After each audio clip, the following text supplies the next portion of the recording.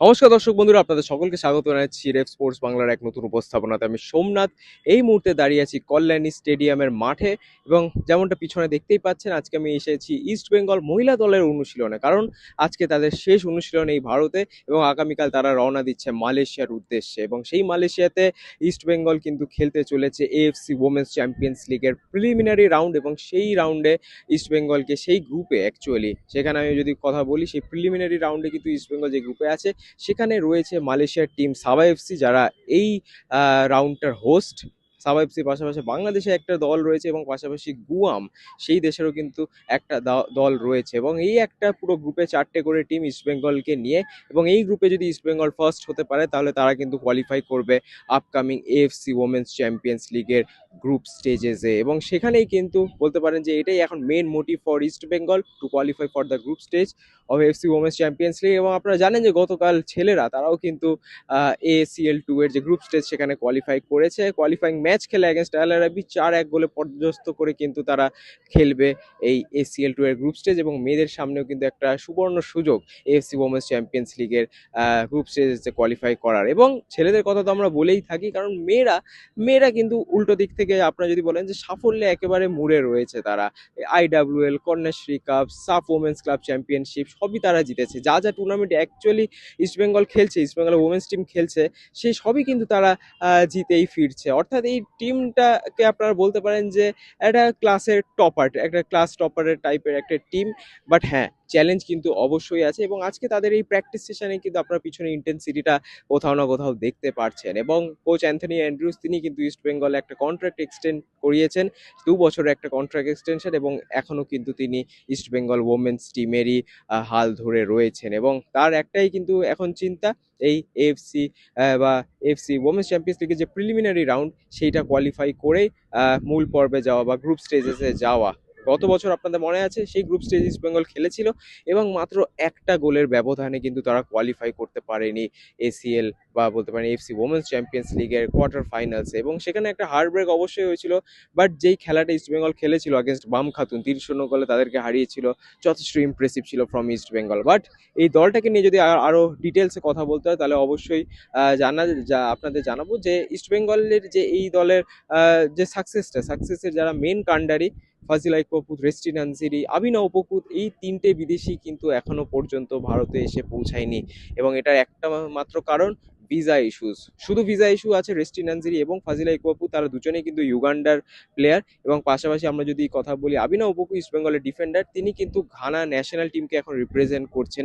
এবং সেই ফ্রেন্ডলিটা যখন শেষ হয়ে যাবে তখনই কিন্তু তিনি ডাইরেক্টলি টিমকে জয়েন করবেন মালয়েশিয়াতে। তো এটা একটা আপডেট। আর যদি কথা বলতে হয় ফাজিলা এবং রেস্টি, তাদের কিন্তু এখনো ভিসা নিয়ে কোনো আপডেট নেই।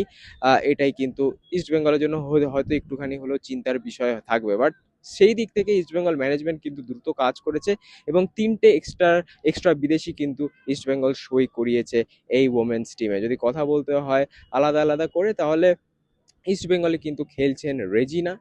এবং এই যে এক্সট্রা 3টে আমরা বিদেশির কথা বলছি, তার 3জনই কিন্তু ঘানা থেকে রিক্রুটেড। সো আমরা কথা বলছিলাম যে রেজিনা কিন্তু এই বছর ইস্ট বেঙ্গলে জয়েন করেছে এবং তিনি প্রাইমারিলি কিন্তু একটা ডিফেন্ডার হিসেবে খেলে, বা বলতে পারেন যে ডিফেন্সিভ হাফ, কখনো মিডফিল্ডারও খেলতে পারে, একটা সিবি কাম সিডিএম যেটা আমরা বলে থাকি। রেজিনা কিন্তু ইস্ট বেঙ্গলের এই যে টিমটা, রেজিনা আন্থুই যদি পুরো নামটা বলি, তিনি কিন্তু ইস্ট বেঙ্গলে এই টিমে অনুশীলনে যোগদান করেছেন জাস্ট 2 থেকে 3 দিন আগে। তারপরে নেক্সট প্লেয়ারের যদি কথা বলি তাহলে আদামা আল হাসান, তার যদি কথা বলি, সেও কিন্তু ঘানার ন্যাশনাল টিম খেলা একজন প্লেয়ার, তিনিও ডিফেন্ডারই। ইস্ট বেঙ্গলের এই যে ডিফেন্সটা আপনারা দেখছেন, সেখানে কিন্তু আদামা বলুন, রেজিনা বলুন, তারা কিন্তু আলাদা আলাদা করে কন্ট্রিবিউট করতেই পারে। কারণ এটাও আপনাদের মাথায় রাখতে হবে যে ইস্ট বেঙ্গলের অন্যতম বেস্ট ইন্ডিয়ান ডিফেন্ডার সুইটি দেবী, তিনি কিন্তু এই বছরটা রেস্ট নিয়েছেন এবং এই বছরটা সম্ভবত তিনি ফুটবল থেকে একটু দূরে থাকবেন। তার একটা ইনজুরি হয়, রেগারিং ইনজুরি, বারবার একই জায়গায় ইনজুরি হয় এবং সেই কারণের জন্য কিন্তু তিনি রেস্ট নিয়েছেন। এই বছরটা তার অনুপস্থিতিতেই কিন্তু ইস্ট বেঙ্গলকে খেলতে হবে এবং সেই কারণে কারণে হয়তো বিদেশি ডিফেন্ডারের সংখ্যাটা একটুখানি হলেও বেশি হতে পারে ইন ইস্ট বেঙ্গল। বাট তারপরে আমরা যদি নেক্সট প্লেয়ারের কথা বলি তাহলে সেখানে অলিভিয়া কিন্তু একজন মিডফিল্ডার যিনি উইঙ্গার হিসেবেও খেলতে পারেন এবং তিনি কিন্তু এসছেন ইস্ট বেঙ্গলের এই দলে অ্যাজ দ্য থার্ড ফরেনার। বাকি যেরকম বললাম যে আবিনো ওবুকু তিনি জয়েন করবেন ইস্ট বেঙ্গলকে ডাইরেক্ট মালয়েশিয়াতে, এবং যখন ভিসা ইস্যু শর্ট হয়ে যাবে তখন কিন্তু ফাজিলা ইকবাপুত এবং পাশাপাশি রেস্টিন আনসারি তারাও আসবে। তো অর্থাৎ একটা 6টা বিদেশির নিয়ে একটা সলিড সেট আপ কিন্তু ইস্ট বেঙ্গল নিয়ে এগোচ্ছে। আরেকটা আপডেট আপনাদের দিদি, কারিমা আবদুল্লাহি বলে একজন প্লেয়ার, ঘানারি একজন প্লেয়ার, তার কিন্তু ইস্ট বেঙ্গলে আসার কথা ছিল, বাট যেহেতু ভিসা ইস্যুস হচ্ছিল এবং আদার টেকনিক্যাল ডিফিকাল্টিস হচ্ছিল এবং সেই জায়গায় কিন্তু এই অলিভিয়াকে সাইন করিয়েছে ইস্ট বেঙ্গল। আপনাদের ডিটেলস অবশ্যই দিয়ে দেবো। আমার অ্যাকচুয়ালি পুরো নাম, বড় নাম, বেশ পুরো নামটা অ্যাকচুয়ালি মনে পড়ছে না, বাট স্ক্রিনে আপনারা সেই ডিটেলসটা আশা করছি দেখতে পাচ্ছেন, আপনারা সার্চ করে দেখতেও পারেন সেই জিনিসগুলো।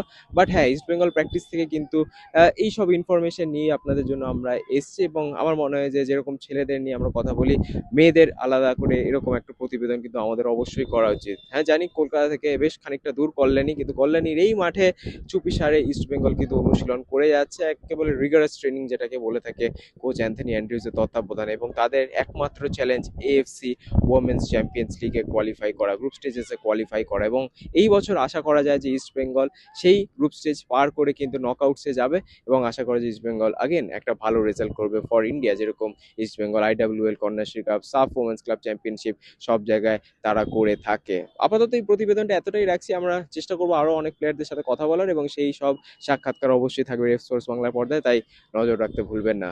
আপাতত ভিডিওটা এতটাই রাখছি, অসংখ্য ধন্যবাদ ভিডিওটা দেখার জন্য। আবার আপনাদের সাথে দেখা হবে পরবর্তী ভিডিওতে, ততদিনে ভালো থাকবেন, সুস্থ থাকবেন এবং নমস্কার।